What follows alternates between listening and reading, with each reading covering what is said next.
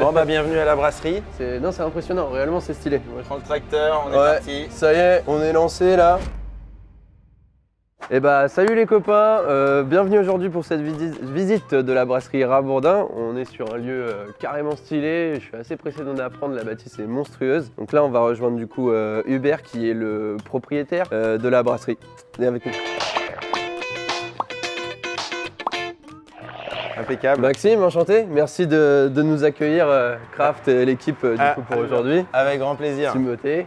Bon bah bienvenue à la brasserie. Yes. Je vais vous montrer tout ça, vous expliquer un petit peu l'histoire de la brasserie, Yes, d'où cool. on vient, où on est et ce qu'on fait à Courpalais. Yes, super, pressé de voir Allez, entrez. Là on est dans l'ancien silo à grains du village Ok.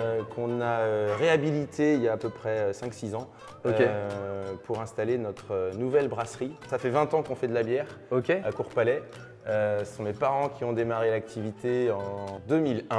Ouais, on est en 2021. Ok, d'accord. Il y a ouais, ça vraiment fait 20 un ans. bon- Donc voilà, les parents, agriculteurs, brasseurs, à la ferme. Ok. Et puis moi, je reprends l'activité et on se développe pour arriver au silo de Courpalais avec une installation un peu plus grosse pour pouvoir commercialiser nos bières un peu plus loin. Vous disiez que vous étiez agriculteur, c'est-à-dire c'est venu après de faire de la bière ou c'était Alors, déjà avant? historiquement, mes parents sont installés en 76. Historiquement, on est agriculteur, on l'est toujours. On va aller voir ça après dans les champs d'ailleurs, parce que là, on est préparé pour les SMIC. On est toujours agriculteur, on utilise notre orge pour faire notre bière.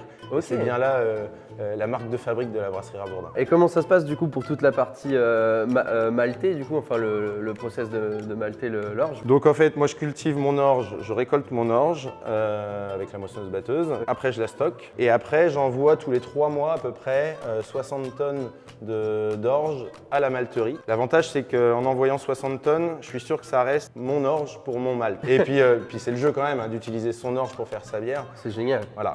C'est un peu comme un vigneron qui utilise son raisin pour faire son vin. Moi, c'était le cahier Oh la des charges vache. du début. Et vous brassez combien? On brasse un peu moins de 10 000 hectolitres. On est dans les premières du renouveau de la microbrasserie ouais. en Ile-de-France. hein. Là, on est sous la tour. C'est vraiment uniquement pour la déco. C'est devenu le totem de la brasserie. hein. Les logos sont tous Travailler là-dessus. brandés avec le silo. Ok. Et puis après, on peut aller voir la brasserie. Ok, allons-y, moi ça Voilà. m'intéresse aussi. Ça fait vieillir en fût, Hubert. Ouais. C'est vrai? Ouais, bah pour la bière des 20 ans, on a fait un C'est vrai vieillissement. On a fait un vieillissement en fût de chêne. ouais. Première passe de cognac, ils ont juste été vidés et on a mis une bière ambrée à l'intérieur. Trop stylé. Et on l'a sorti à la vente semaine dernière. Ok, uniquement, d'accord. Le week-end dernier pour la porte ouverte. Donc voilà la brasserie, hein, à quoi ressemble la brasserie. Énorme. On a une première partie qui va être ici, qui va être une grosse cuisine, où on va mélanger donc les 3 ingrédients, l'orge, l'eau Ok. et le houblon. Voilà. Donc là c'est vraiment ton, entre guillemets, ton brewmaster. C'est là où tu vas Ouais, vraiment en brasser taille, quoi. un peu plus gros. Mais c'est monstrueux. Voilà, C'est- c'est la cuve de brassage, on est sur 3500 litres. Je crois que c'est la plus grosse machine que j'ai vue jusqu'à aujourd'hui. Après j'ai pas fait 36 brasseries mais... Donc il y avait la partie cuisine et on a la partie fermenteur, on en a 17. 17 17 fermenteurs de fermenteurs. 3500 aussi. Alors on en a des plus petits, ça Ok. va de 20 hectos pour Ok. faire vraiment des bières éphémères ou D'accord, des ouais. petits volumes. Ouais. Et après la grosse majorité c'est 40 hectos et j'en ai 2 Incroyable. qui font 70. Mais on va lancer des nouveaux produits, là on doit lancer des limonades etc. Donc on sait faire de l'ISO. C'est incroyable, je suis bluffé. Voilà. Bon, c'est la première fois que je vois une aussi grosse machine, c'est top. La partie cuverie, après il y a la partie chaîne d'embouteillage. Voilà, une fois qu'on a travaillé ici, qu'on a préparé la bière, qu'elle est prête à être commercialisée, quoique Yes. qu'elle n'est pas encore tout à fait terminée, on va aller à l'embouteillage pour la mettre en bouteille. Ok, ça marche, on va regarder ça. Je n'avais pas vu d'installation aussi grosse que ça, franchement c'est impressionnant, c'est ultra propre, ça... Ouais c'est fou hein, non c'est impressionnant, réellement c'est stylé, moi je suis pressé de voir la suite. Donc ici on a une partie enfûtage où on va faire nos fûts hein, pour le marché des cafés, hôtels, restaurants principalement. Après on en a aussi un petit peu de vente à la brasserie. Alors c'est une petite chaîne, hein, c'est assez compact. Ouais. On met les fûts sales, vides ou même à moitié plein. Peu Ah importe. Ils sont vidés, nettoyés, désinfectés, désinfectés, stérilisés à la vapeur et après ils sont remplis. Donc, C'est ouf. Et ça ressort plein à la sortie. Nickel. On fait à peu près 35 fûts en 1 heure. C'est mais propre mais c'est lourd. Ouais. Ah, une fois plein. Voilà. Donc la partie bouteille vide ici. Après, on a deux étiqueteuses à dispo, suivant les cadences qu'on veut faire et les types de bouteilles qu'on a. Après, on a la partie rinceuse, embouteilleuse. Donc la partie embouteillage, elle est vraiment ici, sur cette partie-là, avec capsule et bouchon à vis, justement ce qui va nous permettre après de faire de la limonade. Et puis après, on finit sur les machines qui viennent d'arriver là cette année. Encartonneuse. Une encartonneuse, ça marche comment? Tu mets les cartons vides, la machine elle prend le carton, elle forme le carton, elle prend les bouteilles, elle les met dans le carton, elle scotche le carton, elle imprime le carton, et après elle prend les cartons, elle les met sur la palette et elle filme tout ça. Non, sérieusement. C'est génial Ah ouais.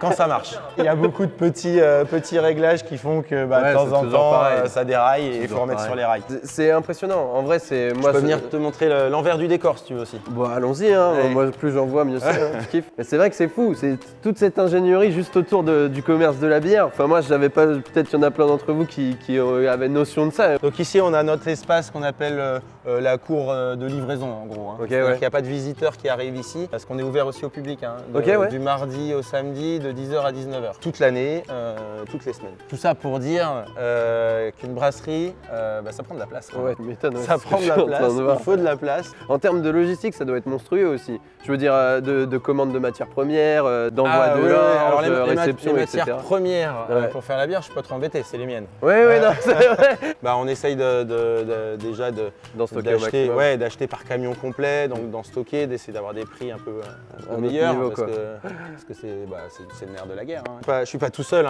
pour faire tourner tout ça. C'est énorme. On est une équipe, je viens régulièrement tous les jours. Après, j'ai aussi l'activité agricole. Oui, c'est vrai. Où on a une ferme quand même assez. Il y a pas mal de boulot. J'ai aussi une entreprise de travaux agricoles et un méthaniseur en plus. Mais je suis pas mal occupé. Et, pour la vidéo, j'ai laissé mon téléphone de côté. Mais sinon il sonne souvent quand même. Il sonne souvent.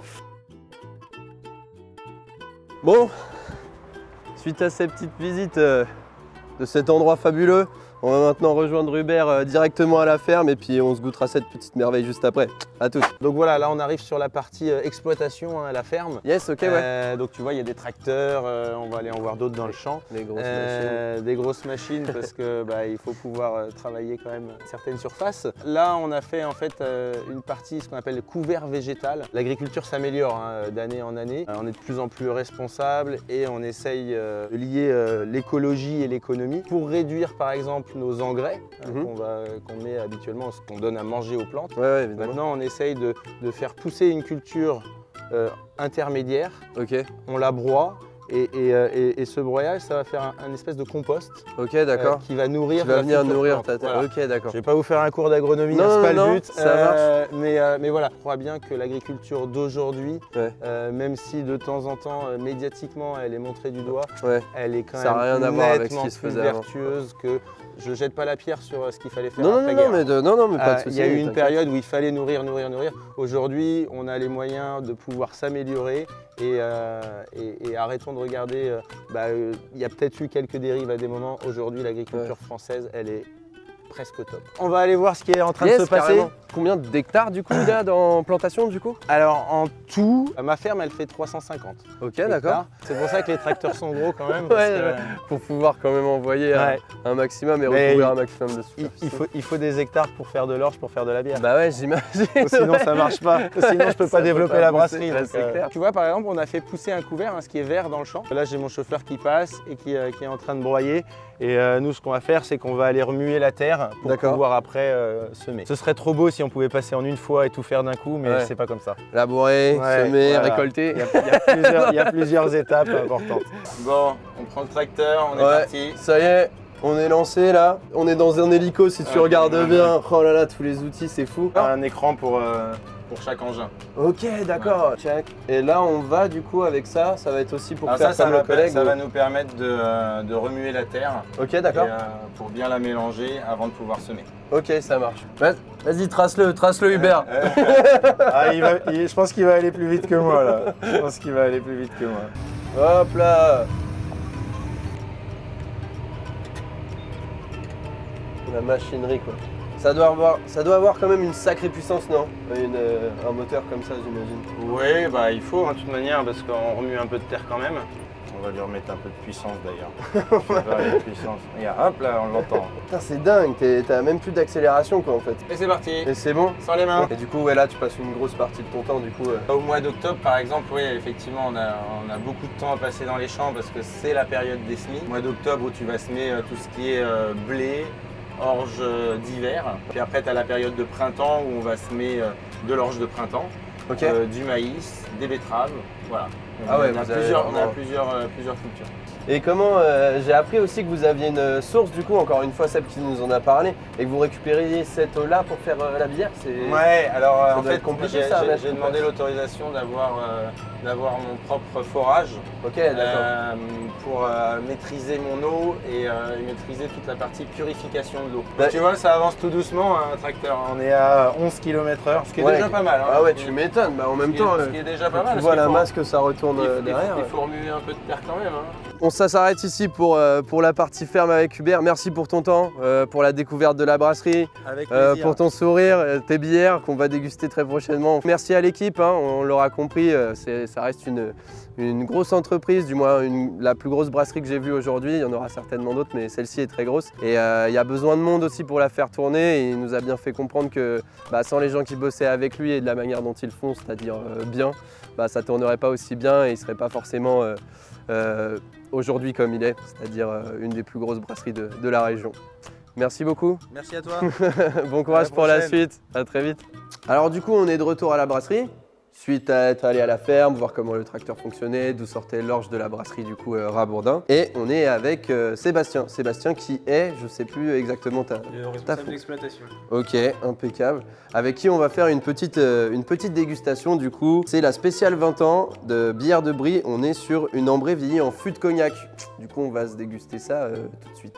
Au niveau de la couleur du coup, on va être sur quelque chose d'assez foncé. On est réellement ambré, marron, teint de caramel réellement prononcé. Ça a l'air pas si épais que ça, je m'attendais à un truc vraiment plus sirupeux. Au nez, on est comment du coup, Seb? Un petit peu madérisé, gourmand, on sent le sucre. Hein, Carrément, ouais. C'est concentré dans le tonneau. Ouais, totalement. Une petite teinte du fruit, du coup. Il y a le côté aussi légèrement alcooleux du cognac. En tout cas, au nez, je sais pas ce que ça donne en bouche. On va se goûter ça tout de suite. À la tienne. Ah, c'est pas mal. Hein. Ah, non, c'est top. J'aime beaucoup. On a quand même une petite épaisseur que j'arrivais pas trop à voir sur le col que ça laissait. Ambré, effectivement, on a cette teinte un peu cacao, limite biscuit, quoi. Mais c'est pas trop sucré. Enfin, moi, je trouve vraiment ça assez top. Et je retrouve le côté alcooleux en longueur, mais c'est très léger. C'est pas du tout désagréable où ça pique à fond. C'est assez sympa. Je sais pas comment tu le trouves, mais. Ouais, d'abord tu sens le tonneau. Ouais. Il y a un côté boisé. Oui, Ouais. totalement. Je l'avais pas, mais oui. Le bois et puis ensuite le cognac, mais du coup tout en douceur. Vraiment, c'est quelque chose qui vient délicatement. Quoi. Ouais, totalement. C'est pas du tout. Ça explose pas en bouche, Ouais. mais c'est délicat. Et pour autant, alors on sent le côté alcooleux, mais c'est pas non plus, c'est pas fort. On se dit pas c'est un truc que ouah, ça tabasse, etc. Ça apporte plus un côté caractère, enfin du corps en fait sur Ouais, 9,8 cette degrés. ambrée. 9,8. Ouais. Je pense que les fans de bière belge un petit peu plus consistantes, qui ont en tout cas du caractère, que ce soit même des trappistes, hein, sincèrement, ils se retrouveront vraiment dans ce style de bière il y a toujours cette petite gourmandise et c'est très délicat au niveau c'est subtil en fait, j'aurais dû le dire comme ça, au niveau du cognac qui est vraiment bien déposé sur cette bière. Ces gens-là, n'hésitez pas. Tous ceux qui ont plus envie d'une bière de soif ou autre, n'allez pas là-dessus, c'est pas du tout le style. Merci beaucoup, merci à toi Seb. Pour les autres, merci à eux de nous avoir suivis et n'hésitez pas à nous suivre du coup sur craft.fr où on va faire d'autres dégustations comme celle-ci. À bientôt les copains, merci encore Seb. À bientôt. Salut.